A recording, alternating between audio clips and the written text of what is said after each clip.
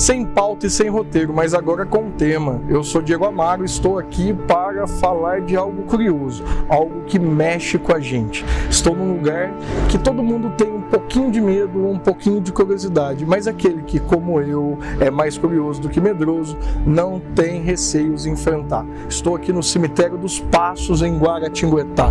No Sem Pauta e Sem Roteiro, nós iremos falar da questão da necrópole, esse espaço que nós conhecemos como cemitério. Aqui ao lado de figuras importantes, a Viscondessa e o Visconde de Guaratinguetá. Mas ele é só parte deste bate-papo, que irá acontecer no dia 11 de setembro.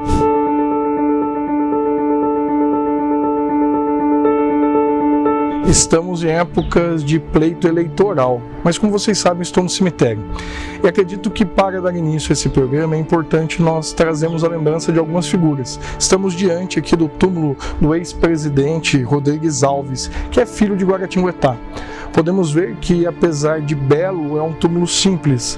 O que será que quer dizer, este túmulo? Porque nenhum túmulo ele é aleatório neste período. Um túmulo ele vem carregado de discurso.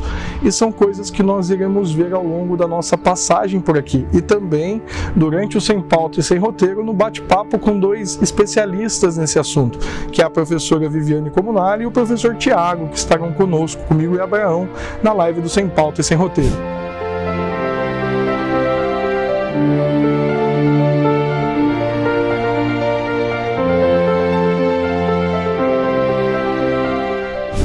Durante o século XIX, os túmulos eram feitos com a intenção de se aproximar dos céus, ficar mais próximo do lugar que queríamos ocupar no pós-morte. No entanto, os túmulos também falam, os túmulos têm discursos em si. Neste, por exemplo, que está aqui, nós podemos ver uma ampulheta com asas, que simboliza que o tempo voa.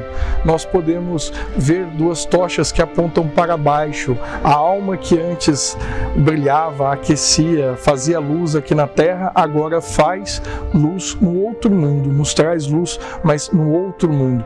Então os túmulos eles são recheados de informação, que faz com que nós possamos ter a visão que uma pessoa tinha de si ou a visão que a população, os familiares, aqueles que estavam próximos tinham dessa pessoa. Ou seja, neste túmulo nós vemos que, independente da idade, foi uma vida que fará falta. Afinal, indica que o tempo voa.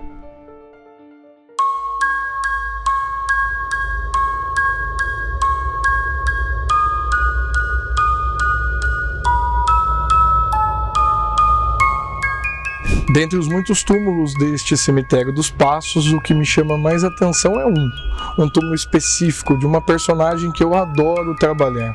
Falo dela mesmo, de Maria Augusta de Oliveira Borges, conhecida popularmente como a Loira do Banheiro. E esse túmulo fala muito sobre esta figura, esta personagem, aos olhos da mãe, a mãe que encomendou este túmulo. No frontão nós vemos a palma entre uma guirlanda de flores. Isso indica o sofrimento da menina durante a vida. Um sofrimento que pode estar associado ao momento da morte, que nós não sabemos com exatidão do que foi, mas provavelmente uma tuberculose. Um sofrimento que está pelo fato de ficar relegada da família por ter se divorciado, o fato do divórcio em si, de uma solidão, do sofrimento que foi para ela o casamento, enfim, vários são os sofrimentos que pode ter passado pela mente da Viscondessa no momento em que ela encomenda este túmulo e traz a nós aí a reflexão daquilo que permeava a mente da Viscondessa de Guaratinguetá.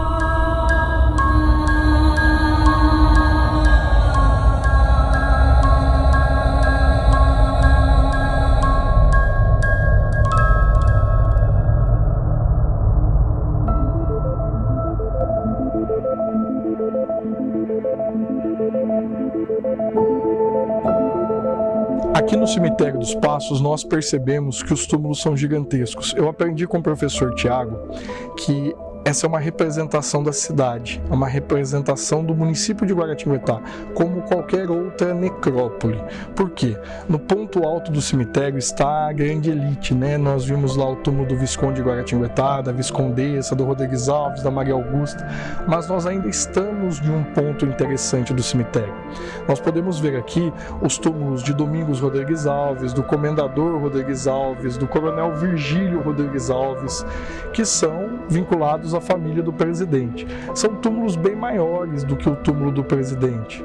O que será que isso quer dizer? Eu deixo essa pergunta para o pessoal da bancada nos ajudar a responder. E se você tiver curiosidade, no dia 11/9, a partir das 8 da noite, no canal do Sem Pauta e Sem Roteiro, você vai conhecer mais dessa história.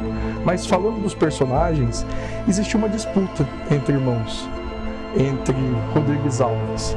Nós sabemos que o conselheiro Rodrigues Alves foi uma figura eminente, presidente da República, e, querendo ou não, o presidente é aquele que comanda a nação, dá voz à nação.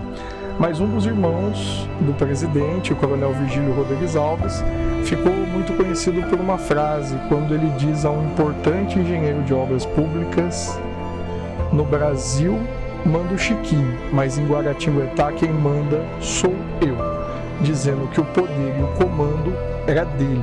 Ele comandava a cidade, independente do irmão comandar o Brasil.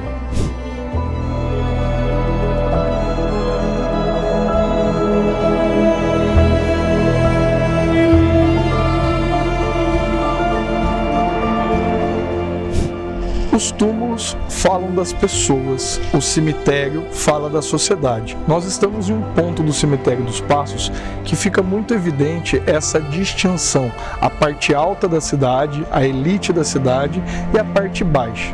Não estou dizendo aqui que são pessoas de menor importância ou não, mas estou dizendo que essa necrópole ela representa a ideia daquele século XIX. Se hoje nós fazemos túmulos a rés do chão, porque temos uma outra relação com a morte, naquele tempo a nossa relação com a morte é distinta. E aqueles que mais podiam eram aqueles que tentavam se aproximar mais dos céus. E aí nós vemos uma diferença, não só na altura dos túmulos, mas também na construção do cemitério.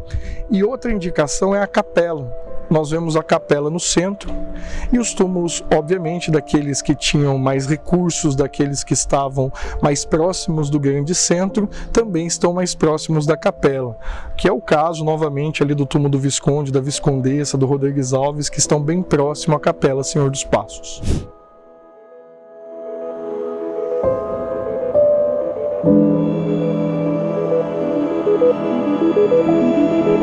Segundo a professora Viviane Comunali, o Cemitério dos Passos ele vai surgir em 1865, depois que a Irmandade é reconhecida pela diocese, reconhecida pela igreja. Durante um período, as pessoas eram enterradas dentro das igrejas. Passado um tempo, percebendo-se que aquilo não era sanitariamente adequado, começamos então o processo dos cemitérios. E sempre fica uma pergunta curiosa: qual é o túmulo mais antigo do cemitério? Aqui nos Passos é o de Maria Eufrásia de Jesus. Este túmulo que nós temos aqui, a rés do chão, porém um túmulo que indica alguma pomposidade do tempo, já que os materiais são muito difíceis neste período. Afinal, estamos falando de 1860. Por mais que o Vale esteja em um processo de prosperidade, a ideia dos cemitérios ainda é muito recente. Este cemitério dos Passos é o quinto mais antigo do Brasil. Então, assim, ainda que se pense uma arte tumular mais adequada, a arte tumular está no seu início, está no seu principiar. E falando de Vale do Paraíba, onde o acesso a materiais era mais difícil, nós temos aqui um belíssimo exemplar do começo deste processo dos cemitérios no Brasil.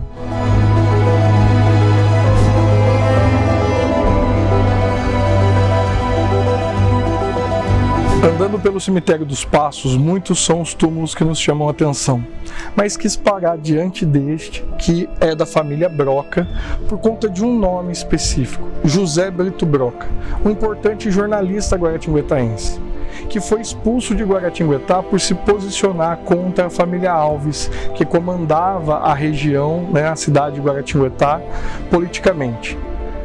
Guaratinguetá perde um grande jornalista, mas o Brasil ganha um grande escritor. Um escritor tão bom, tão dedicado, que faltou muito pouco para ocupar um lugar na Academia Brasileira de Letras. Academia essa que ele biografou. Afinal, é em sua obra que nós conhecemos a história da Academia Brasileira de Letras.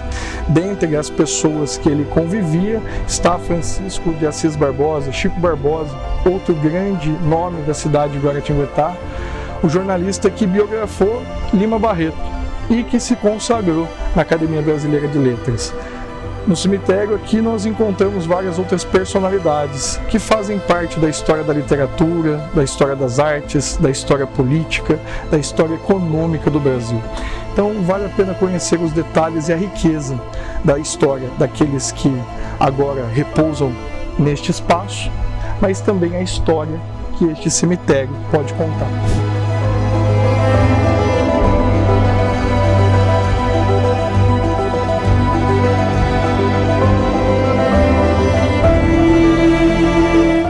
Os cemitérios, eles são relativamente recentes na história do Brasil, mas são muito importantes porque eles também marcam um período em que nós começamos a compreender que não devemos mais enterrar as pessoas dentro das igrejas, por uma série de motivos, entre eles sanitários, mas também com relação a espaço. O cemitério, ele surge então ali na segunda metade do século XIX, e para você ser enterrado no cemitério, assim como antes também nas igrejas, você deveria fazer parte de uma irmandade. E fazendo parte de uma irmandade, você seria acolhido. Aqui nós estamos neste espaço que pertence à Irmandade dos Passos. Também temos exemplares como jazigos, mausoléus, que são representações um pouco mais grandiosas, que indicam também famílias muito apotentadas, obviamente, extremamente ricas. O que está ao fundo, ele é no estilo neogótico, ele faz essa conexão. Nós temos um outro exemplar neogótico no Vale do Paraíba, que é a Igreja de São Benedito em Lorena, a Basílica de São Benedito em Lorena. Neste jazigo em especial, nós temos no portão duas ampulhetas, com asas, indicando mais uma vez que o tempo voa.